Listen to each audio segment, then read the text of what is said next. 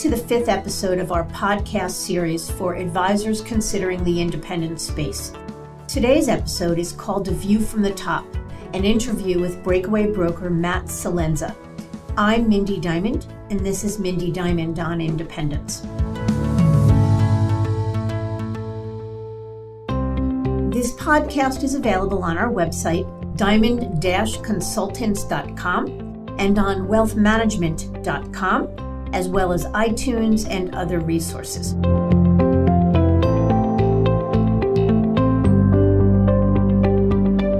I'm super excited to have as my guest today via Skype Matt Celenza, a 20-year veteran of the wirehouse world. Matt started his career at Morgan Stanley before moving to Smith Barney, where he was one of the original members of the Citi family office. After 12 years with the firm, he moved to the Merrill Lynch PBIG Group, or Private Banking and Investment Group. Matt left Merrill in July of 2017 to launch Boulevard Family Wealth, a multifamily office managing approximately $1 billion in assets for ultra-high net worth clients. In our interview, Matt shares a lot in the way of valuable information for advisors like him who desire greater freedom and flexibility in how he was able to better service clients, grow the business, and ultimately maximize its enterprise value. So let's get right into my conversation with Matt.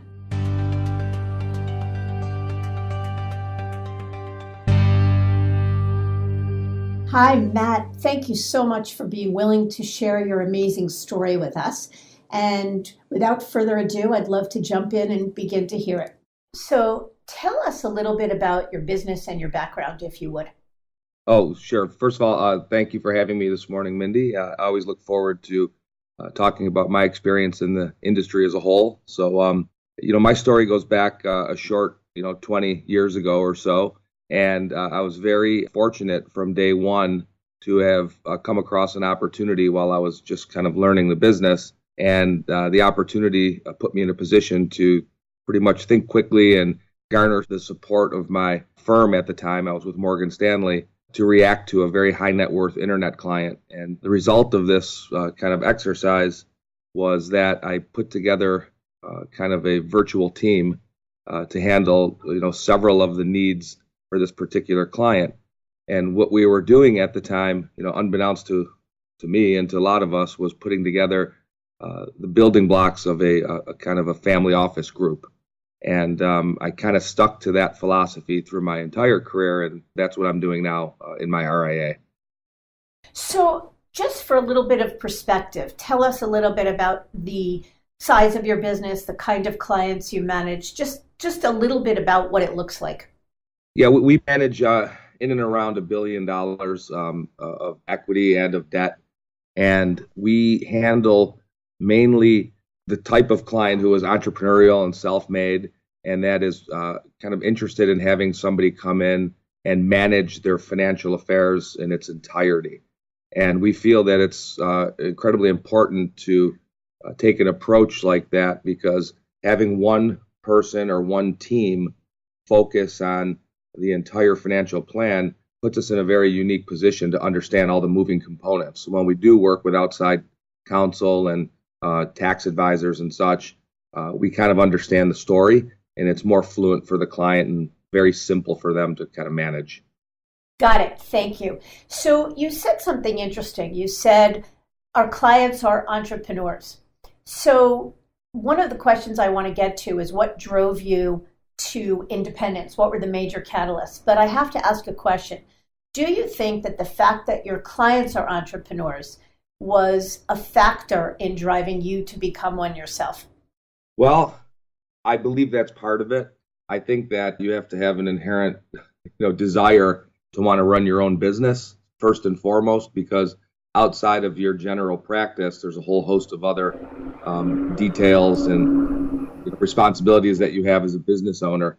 I do watch how certain clients of ours have come from pretty much ground zero to achieve enormous success, and that's always inspired me.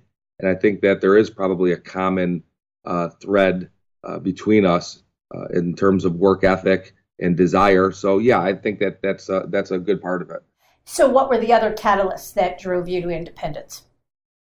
Well, I think that there's several components of this decision, and that's evolved over time. There once was a time where I was very comfortable working with the large brokerages and banks, and we all had a general concept and idea of where we wanted to drive this high net worth business. And as a result of the markets kind of moving in weird directions in 2008 and 9, banks started taking a different look at how they wanted these brokerage arms to be ran.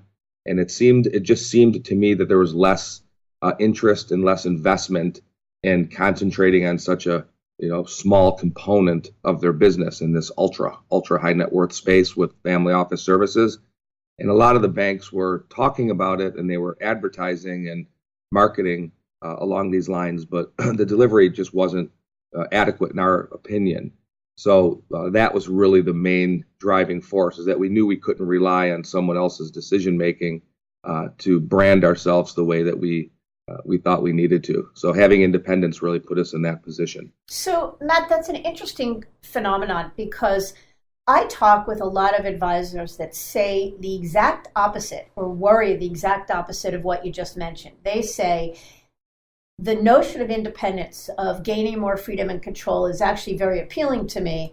But because I run fill in the blank, an ultra high net worth or an institutional or an international business, I believe that independence would not be for me. So taking the example of the ultra high net worth client, I believe my ultra high net worth clients need the resources and the big name of the big banks in order to feel comfortable.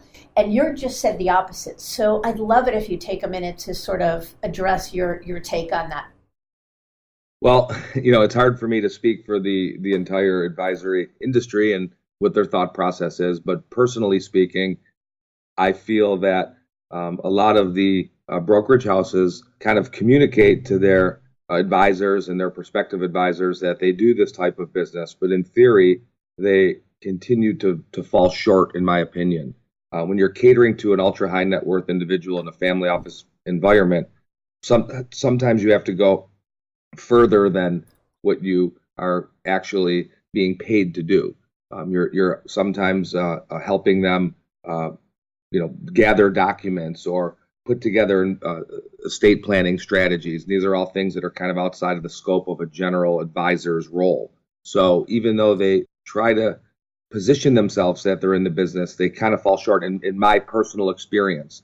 So I would just say to the advisors that still have that mindset, if you explore the opportunities that are available to the independent space, you would be able to go step for step with any brokerage house out there and then utilize these resources to best suit your business.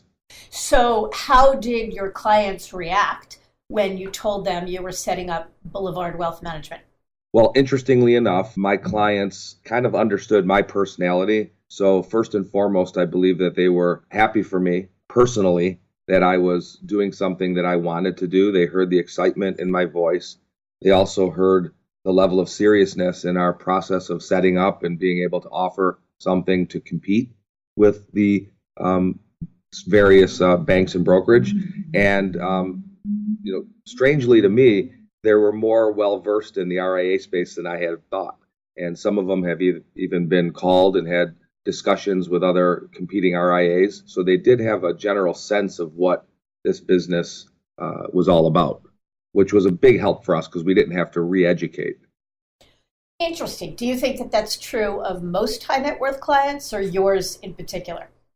I would assume that most high net worth clients have a general understanding, because in our efforts to market to new prospective relationships, we have found that there's been a general sense of understanding throughout the marketplace, at least in our geographic region. So I would assume in the bigger cities especially, but definitely in Southern California, there's a general understanding. I think as recently as a few years ago, advisors en masse were pretty worried that the notion of leaving a big firm with a big brand would handicap them, would be unknown to clients. The Bernie Madoff thing, I think, made a lot of people feel scared, and you're saying the exact opposite. So that's pretty exciting for the industry. Honestly, Mindy, I feel that it's happened in a short period of time. You're right that there are certain reservations, and I myself had looked at doing this, probably 10 years ago, because there were some pioneers in the business, at least in my world, that went out and did this on their own at a time when it wasn't kind of moving in the direction and in the rapid growth that we're seeing today. So I've looked at it over several years, call it a decade, to potentially do this. And when I finally made the decision, I feel that we are in a position where we've taken advantage of a lot of the hurdles that others have crossed, and that the custody agents have groomed their divisions to accommodate RIAs. So I think that the timing is obviously a little bit different today than it was, 3-4 years ago and back. Yeah, my anecdotal experience in working with advisors tells me the same, that the time is right, that a lot has happened. There have been pioneers that paved the way and made it better for those that are looking to do it now. So let me ask you a question, if we can back up a second. I have to assume that during that 10-year period that you were considering independence, you, at least at one point or another, might have looked at what was high watermark deals from other wirehouse firms, or transition package offerings or value propositions from other firms. So how certain were you, this time at least, that you wanted to be independent? And how did you justify the notion of giving up what was a sizable windfall in the short term in order to trade for independence? Well, keep in mind your words, in the short term. And I'm at a point in my career where I'm not that interested in the short term any longer. I'm interested in the long term. And, I had such a desire to have control of my own business and my own life, for that matter, that it wasn't even a comparison to me. As you know, these dollar amounts that are being handed out to advisors are mere tools to keep them embedded with a firm for a lengthy period of time. And, at 50 years old, I don't consider a little bit of cash that I'm going to have to be beholden to a firm for 9 or 10 years at this point. A comparison to the fact that I have complete freedom to build a business that I want, to deliver to my clients the resources that I think are necessary to compete, and ultimately to have a business asset that is worth much more than what any firm could pay me for a retention or for a signing loan. So, bravo. But here's the thing. There are certain realities that every advisor needs to deal with. And no matter how entrepreneurial you are, no matter how much you value freedom and control more than the short-term upside, there's still the reality of walking away from a certain amount of unvested deferred comp. Perhaps it's retention money owed back to your firm. Perhaps it's worries about funding your retirement because you've got 5 or 10 years to go, whatever it may be. So how did any of the economic realities of the short term weigh into your decision? And/or what would you say to an advisor that says, I value all the same things you do in terms of added control, but there are certain economics in the short term, economic realities in the short term I need to deal with? Well, I believe that everyone has their own reasons for either signing a deal or going independent and having that choice. But all being equal, I believe that a few hardworking years in the beginning will have a much greater payoff without being indebted to anyone. And I have to say that it's exciting to be a part of a group that's willing to take chances, very calculated chances, and walk away from what you think would be a windfall in order to achieve something much greater. And I do believe that I'm a part of a smaller percentage of people that think that way. And one of the reasons that I walked away from the bank or the brokerage is that when you're dealing with 15,000 advisors, you're already isolated based on your thought process. But yet you're being treated like all 15,000. And there's some great people at the banks and the brokerages. I don't want to demean anyone working in that industry, but I felt that management always had to manage to the lowest common denominator, and it put us in a very awkward position. So for me, the breakout was entirely based on freedom and flexibility, and there was no economic decision made. I didn't do this day one to just make more money. I did it to build a business that would be worth a lot more, but to have my freedom in how I operate.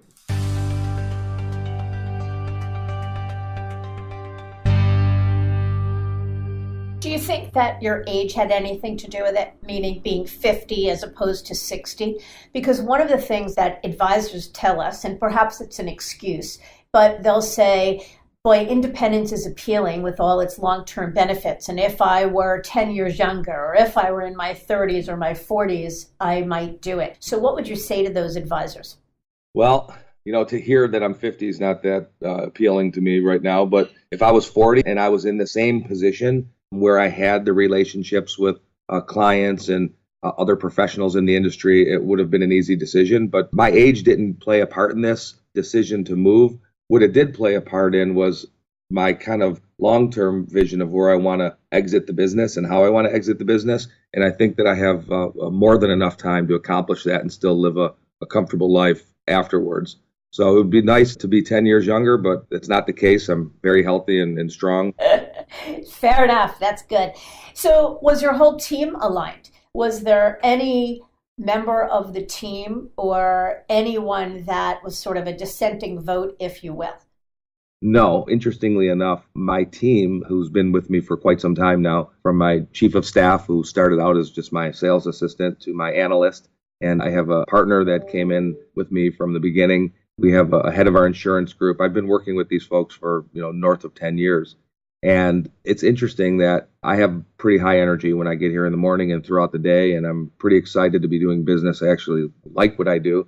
And I think that we've all kind of taken on a similar personality. I've learned from them. They've learned from me. I think that we are all kind of feeling the same about the business over the last couple of years. There hasn't been much excitement. There hasn't been much ingenuity in the way that we're kind of approaching this. So we had this decision, and I came up with this idea. And one of my goals was to continue to run my business while we were setting up the RIA. So I left a lot of that work outside of the office, obviously, and it put them in a really good position to just kind of hear what we were building and then come over one day and see the result of all of that. So everyone has been extremely happy, and there was some nerves, I will tell you that. But here we are 6 months later, and I'm seeing a reinvigorated team and smiles on their face all the way around. Yeah, we control our vacation time. We, the little things that we were being told to do and that we were, having to abide by, this regulation and rule base of any one particular firm. We've eliminated that, and we kind of run our own household now. And everybody has an equal say in the office, and it's running very smoothly. That's exciting and amazing. So you chose to go the RIA route and to use Dynasty as a service provider. Tell us about that decision. Was part of the decision, did you look at the independent broker-dealer space? Did you think about going it alone, just aligning with a custodian and pulling it all together by yourself? Did you look at other service providers? Why Dynasty, and was it a good decision? Yeah, well, my first goal was to be completely independent. I didn't want to align with one of the larger RIAs and have what I felt was a franchise of theirs. Even though you had independence, I didn't want to have to brand myself under someone else's moniker. That was important to me. And I have a long relationship with the folks at Dynasty. We all worked at Smith Barney Citigroup for several years, and there was a good part of their management team and their board was a part of that. So I had a certain comfort with what these folks were doing, as well as I had a front row seat to their business building over the last 5 or 6 or 7 years now. I think they just celebrated. And Cheryl and I go way back, and he and I have had the same philosophy from day one. I mean, he and I used to drink beer down at the beach when we were both single 20 years ago and talk about how this business should be. And I never deviated from that, nor did he. So this was an obvious approach for me to use Dynasty as basically my consultancy. And they came in and they helped with everything A to Z in my transition, in my onboarding and ongoing business. And it's been an incredible relationship. It's really given me the ability to concentrate on new clients and existing clients and not have to worry about every little component of the business, from technology to legal to compliance to real estate and all the way down to marketing. And they've really done a good job of being the big brother. And some people would think, well, once that's over, what do you need them for?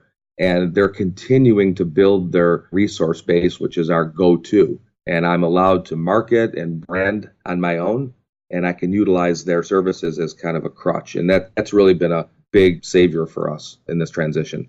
Great. So you mentioned a little bit ago sort of impact on clients. What are some of the specific things that you are able to do or anticipate doing that you couldn't do as an employee of a brokerage firm? And how do you expect those things to impact your clients? We feel that there has to be some sort of a differentiating edge in this business. You can't just sit in front of a prospect and say, well, we manage money, in a similar way, and we maybe can do it for a little bit cheaper, move your assets to us. High net worth clients always look for some sort of a value prop. And one of the things that we're incredibly experienced in is what we call estate and trust architecture. One of my members of the team and the head of my insurance company, Andrew Aiello, is a non-practicing CPA with a ton of insurance and estate experience. And I myself have been involved in countless numbers of trust structures, both kind of normal and all the way to the esoteric. So when we sit with a client now, we concentrate on the planning. We concentrate on the movements of money to trust in multiple generations of different structures. And that is a conversation that really involves a client in a way that they normally wouldn't be involved. And as a result of that, you don't even have to kind of sell that part of your business. So we are really focusing on planning and estate and trust work. And a lot of that comes with the experience we have. And it just seems to be an engaging tool with new prospects and current clients. So that's something that was very hard for us to do at the firms, because although they knew we understood the business as a whole, the last thing they wanted was 15,000 people out there talking about, dynastic structures in South Dakota and, very sophisticated insurance strategies. So we were kind of prohibited from taking it to the level that we knew we need to go in order to compete with other high-end RIAs and estate and trust attorneys out there. Interesting. And it's especially interesting commentary because if you said that in the presence of a big firm leader, they would say, our advisors do fabulous work in the way of trust and estate planning. But what you're talking about is taking it to a level that you were just unable to do as a captive employee of a brokerage firm. So that's a great example. Thank you. So let me pivot for a second to the business itself. You mentioned long runway, excited, re-energized, able to do things for the business, for the clients, and sounds like you're in it for the long haul. But what are your longer range plans for the business in terms of succession, in terms of how being independent impacts the end game for the business and your succession plans? Well, I think we have options, and that's what I am most excited about. I don't have one end game. A couple of ideas that we've had is, I have two boys. 16-year-old is my older boy, and he has a kind of a vision on potentially being in this business. And that would be a great concept, 10 years down the line for him to come in and take a bigger part. He's actually going to do a summer internship here this summer. And I have another son who's, behind him by a couple of years who would love to work in this environment with me. That would be a great option. But most likely, there's a marketplace for these assets nowadays. And when you can have a 5 or 6 or 7 year track record of reoccurring revenues with a consistent and diversified client base doing multiple lines of business, this becomes very attractive to certain suitors out there that are looking to build an asset base. And we have seen some of these deals happen already locally and nationally. And I believe that that business is going to grow over the next decade, not shrink at all. And I mean, you put out a slide on your LinkedIn just a few days ago that I still talk about of the movement of new net assets into recruiting of advisors. And it's overwhelmingly going to the RIA space and the regional bank space, not the brokerage houses. So we feel that as a result of this, we will be a prime target for certain suitors and acquirers of these type of assets. So there could be a good sale play on this, a decade down the road. And how do you think that sale, the ultimate value you will get for this business, will compare to the notion of having retired from Merrill Lynch or Morgan Stanley or UBS or Wells Fargo and the retiring advisor programs that those firms have put in place? I think that most people's concept of retirement is getting what you're going to get and moving along your golden way and kind of just living the rest of your life out. I don't view it as that. I view it that the advisors and firms are the catalyst for revenue, and they should leave in a much different position because they were responsible for all of the revenues that were driven into the firm, and it just doesn't match up. Your true value of what you have done over your career does not match up to any sort of retirement that you would get from a firm. And so I feel that having your own business puts you in a position where your true value will be acknowledged. And if it's you working less and having younger team members take over or family members take over or selling the business and kind of helping manage it going forward, there's options. And that's what I liked. There wasn't many options in the brokerage business. It seemed like they're taking more. And you see today with what's going on in the protocol world and what's going on with changes in comp, that the businesses are taking more from the advisors, and which leaves them less in the long run. And I just didn't think there was a good trade-off of what you would get from them for that. Yeah. To pivot a second, you mentioned before your team and that there was some nerves or some fear. Could you tell me just what was going through your mind on the day you resigned from Merrill Lynch? How scared were you? Were you scared at all? I mean, this all sounds positive and wonderful, and I'm excited as heck for you because you are on the right track and certainly where the puck is heading. But still, it was a big leap. So how scared were you? Well, I wasn't scared at all. In the process of building the business, especially our office from an aesthetic standpoint, we're right in the heart of the Golden Triangle in Beverly Hills. I have an incredible view out of my office of the hillside and the beautiful surrounding area. And this was my dream. My dream was to build a very creative environment that was comfortable and with an atmosphere that was very welcoming to clients. And I knew that this was kind of evolving. So when we left our former firm, we kind of walked into something that I kind of envisioned for the last decade. And so it was very exciting to me. And from day one, because of our diligence and our relationship with Dynasty, we had a platform that was immediately accessible and ready to work.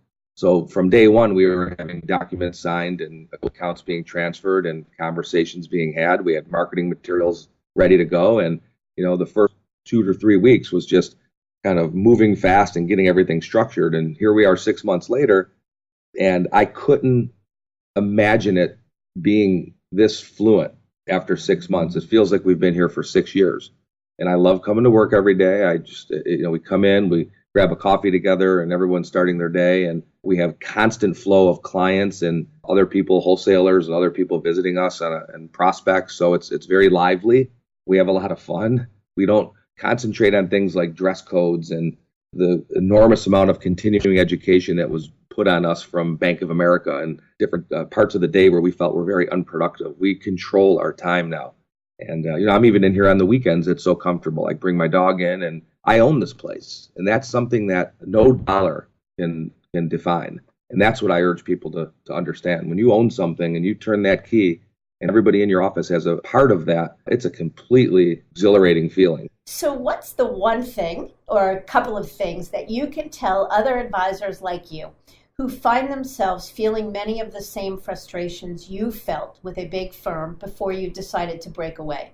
And what I'm talking about is the thing or things that could help them through the same decision-making process. Well, fortunately for folks that are in that position now, and I have had plenty of calls, because of my PR department at Dynasty and my marketing company out of New York, I've had a lot of press. And as a result of that, I've had calls from people that I've known over the years and some that I haven't known just asking me that very question.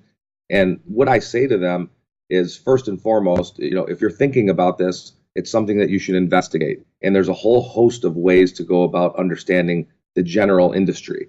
And thankfully, they have somebody like Dynasty that is able to be kind of a turnkey approach to going into the business. And there's others as well. They can talk to other teams. They can talk to other larger RIAs that are looking to bring in new folks to franchise, and just really do your homework and understand the landscape. But obviously, it's definitely worth the time to investigate because the outcomes are enormous, and it's not for everyone. So I'm not preaching that everyone should leave the banks and go into the brokerage business or into the RIA business, but it's definitely, if it's on your mind, it's worth investigating. And if it's done right, you can be sitting here as elated as I am at this point. Matt, that's really wonderful. Thank you so much. You're welcome. I expect that a lot of people will find a lot of interest in what you had to say because a lot of people come from a similar background, feeling a lot of what you felt. So I am particularly grateful for your time, as will anyone listening to this. So thank you again and much continued success. You're very welcome, and I appreciate the kind words.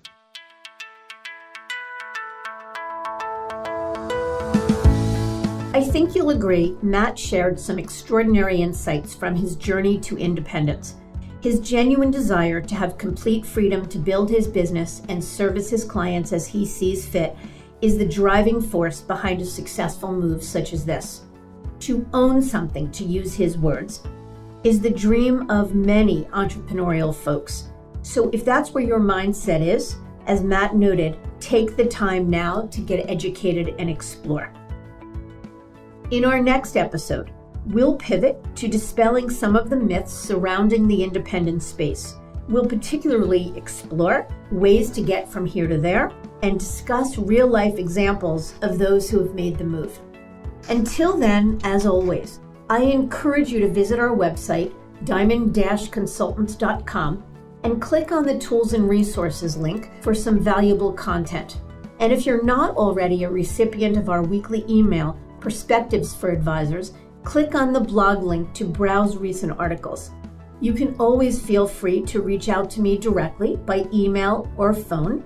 I can be reached at 908-879-1002 or at mdiamond@diamond-consultants.com. Please know that all requests are handled with complete discretion and confidentiality.